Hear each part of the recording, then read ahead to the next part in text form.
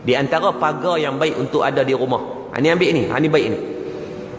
Ni bukan ilmu saya ambil daripada guru, kita pakat-pakat kongsi saja. Ada beberapa pokok yang baik untuk kita tanam sebagai ikhtiar.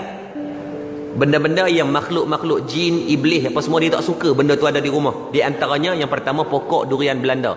Tanam di rumah. Kalau rumah yang ada tanah, tanamlah. Yang tak ada tanah, beli dalam pasu. Sekarang ni kita tengok di kedai-kedai pokok ni dia buat dalam pasu siap dah. Yang dah 6 bulan umur pokok. Jadi tak ada masalah. Dan pokok tak wajib besar, kecil-kecil pun tak apa. Ada rumah yang dia kata, "Ustaz, rumah saya mana ada ruang nak tanam pokok?" Ambil yang kecil-kecil tu, tanam bagi ada. Sebab itu pokok yang boleh menawarkan sihir. Kalau orang nak sihir ke kita, biasanya dia payah nak tembuh bila ada pokok gitu. Bukan kita bergantung pada pokok nah, tapi itu suruh ikhtiar. Seperti mana tuan-tuan makan Panadol, bukan sebab Panadol sembuh. Allahumma anta syafi, tetap Allah yang menyembuh, tapi itu ikhtiar kita. Bila tak sembuh, bukan bererti kata, "Oh, natang lah doktor ni menipu aku." Dah, itu ilmu yang dia ada, yang dia bagi dari sudut ikhtiar. Yang kedua, pokok limau nipis. Yang ketiga, lima perut.